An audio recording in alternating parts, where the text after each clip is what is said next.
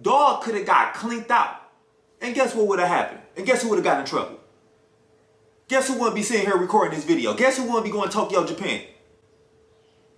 Please drag it out. Rolling game, petty game, rich baby daddy. Subscribe, like, comment, like and subscribe, like.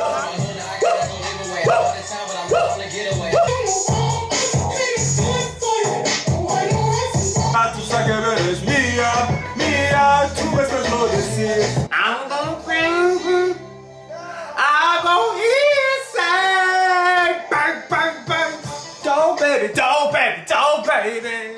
Mask on, rib hammer, I got 6 dancers riding in the G-Wagon. Nigga, I'm this shit, ain't I?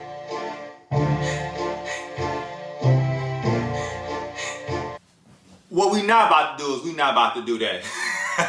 What up, though? What's the deal? It's Cousin Silky. I'm about to go on the adventure of a lifetime, and to be quite honest with y'all,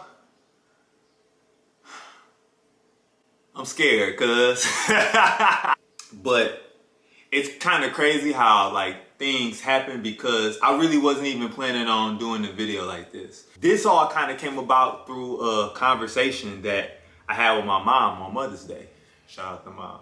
You know, my mom's was born in New York, grew up in the city primarily her whole life, but to like see like her eyes light up when she first had that pad thai, she's like, "Oh, son, this good, son." To be able to share that with my mom and her first time having Thai food is truly special, and it was something that I'm gonna cherish. And through that special moment, we started to have a conversation, and that conversation kind of inspired this video. I do a lot of traveling, I see a lot of places, I experience different things, I push the boundaries on what it is to be a black man in America. Sometimes we don't know what we don't know.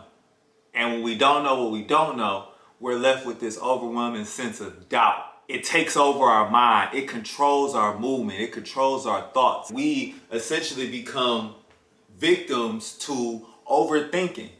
I know y'all see the vlogs, y'all see the videos. You might see me out in the streets. If you do, say what up, though. You might think like it might come natural, it might come easy, but like, nah, fam. You really can't believe it's happening in real time. So you just kind of put yourself out there and just say, you know, whatever caution, whatever things I had that I was thinking about, I just got to go do it. Sometimes you get amazing success, or you push yourself in ways that you never thought was possible.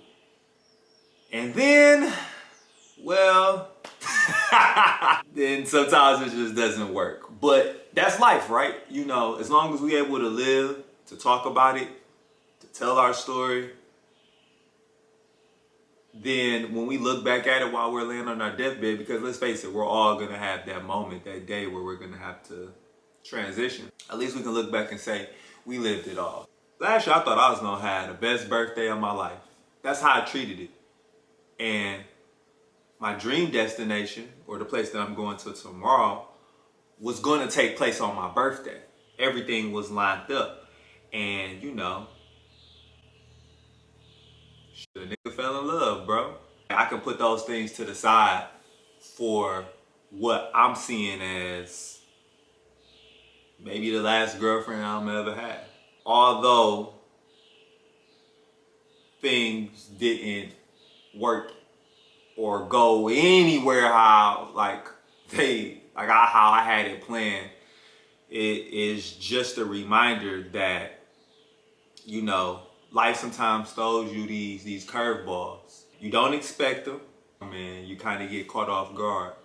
So if I'm being truthfully honest, during the time of booking the place that I was already gonna go and dealing with like the sadness, dealing with the grief, played more doubt. You know, it was like, no, you can wait. No, you ain't gotta do that. Well, maybe I'll do it another time. And that's what we do, right? That's what we do. Like, we put things off and we be like, no, I'll get to it later. No, I'll do that. And it's like, yeah, that's cool and all, but sometimes you gotta like put that foot down. You gotta put that thing down, you feel me? And you gotta tell yourself, no, bro. Like, I'm gonna continue to push these things down the road. Like, no, bro, that's not how it works. I say that because a lot of times, man, we be getting in our heads. A lot of times we let the things that we can't control, or we let the heartbreak of past failures dictate our future outcomes. And I'm here to tell the men that's watching this channel, fam, We ain't gotta do that. You ain't gotta do that to live.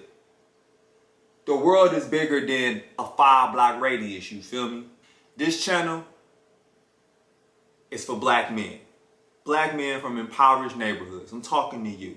What I learned in Nashville is that, yo fam, the sun is gonna rise again, bro. We are writing stories every day in our life. His story, break those 2 words down. That's his story. You write stories every day you wake up. So if you writing the story and the story is, I had a drink, choked on the block, that's a cool sentence, you feel me? But if that same sentence is on that same page and that same page becomes the next page and then that next page becomes the next page and you have a chapter of that, fam, no, don't take this for granted. God has given us the opportunity to continue to write these stories and to write them every day in our lives and write these chapters. Some chapters is ugly.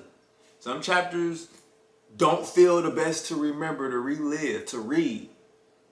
But that don't mean that those chapters have to be connected to the next chapter. In Nashville, oddly enough, and you'll even see in the video, where I'm wearing the blue shirt and I'm leaving the club. Seen this lady and telling myself, no, I ain't gonna walk down on her and, see what's cracking. And, finally I just was like, man, forget it, dog. I'm just go ahead and see what's up, bro. What up? I'm in Nashville. But keep in mind, bro, I'm carrying this heartbreak and this sadness that I had since my birthday till that day. So that's like 2 months. And in those 2 months, my dad even tell you, my homies even tell you, bro, I was sad. I was sitting right here on this couch, laid up on this pillow, just like sad, bro. And that was a chapter in my story. Like, that was my story. Wake up, take care of business, go to sleep, be sad. That filled my whole January. And to be honest, I wasn't even gonna go to Nashville because it was like, well, what's the point? But I went. And that moment of talking to old girl and having all that on me and walking up to her, fam, she denied your mans, bro. Like, dog, she faded me. And turn around, I walk back to the crib, and I ain't gonna lie to you, my G. That's where it hit me. It was like, hey, bro, you're sad. Like, you can't mask the heartbreak with another woman, bro. Like, that don't really work. I could see if you wasn't feeling, your ex. But it's like, yeah, bro, it don't really work like that. I had a R&M, a real nigga moment. I had to be honest with myself. Just about where I'm at, honestly. It wasn't until then that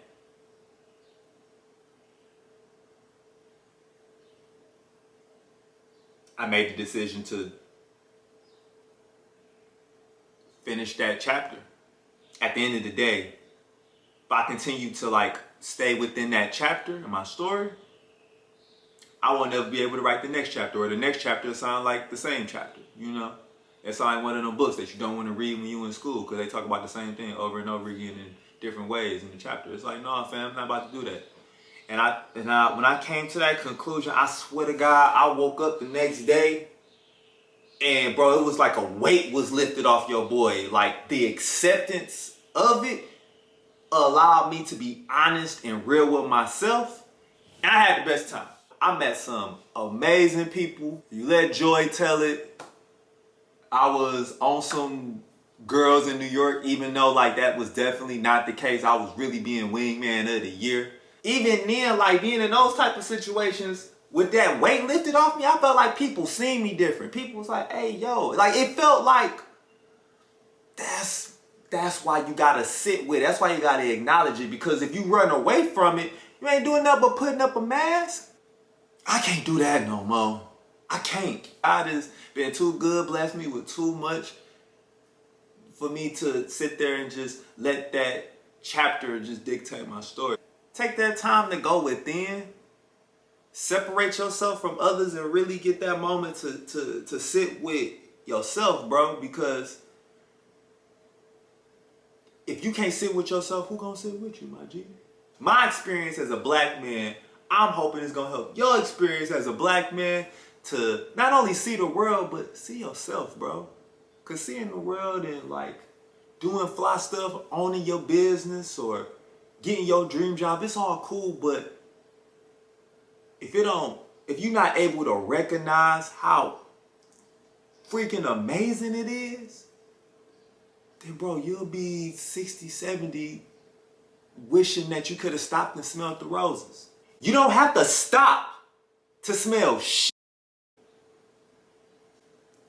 You can grab them and go and smell them while you're riding at the same time, you feel me?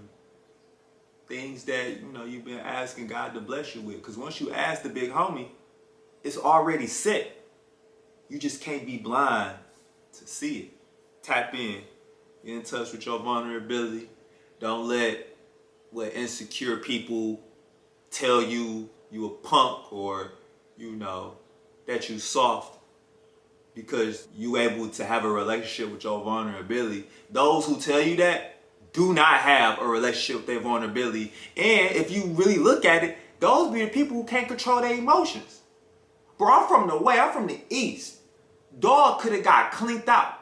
And guess what would have happened? And guess who would have got in trouble? Guess who wouldn't be sitting here recording this video? Guess who wouldn't be going to Tokyo, Japan?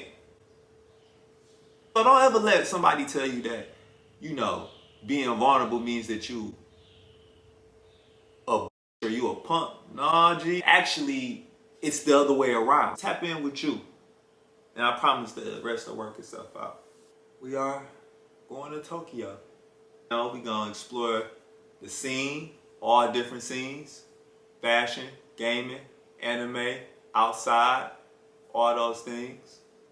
The good, the bad, the indifferent. We doing daily vlogs. So for every day that I'm there, you all will be getting high quality content from your boy. I got a lot of great things planned and I can't wait to share them with you in hopes that not only it inspires you to maybe visit Japan or it inspires you to visit Prague and Czech Republic or it inspires you to visit Mexico City or it inspires you to go to the Bahamas or hell, it inspires you to go to Toronto or Montreal. Who knows? Wherever it is that you want to go. I hope even more that not letting fear or doubt dictate my story and then sharing my story with you on YouTube. I hope that by reading and or watching the story that you feel like you can do it too. Because you can. East Side. Wake up every morning.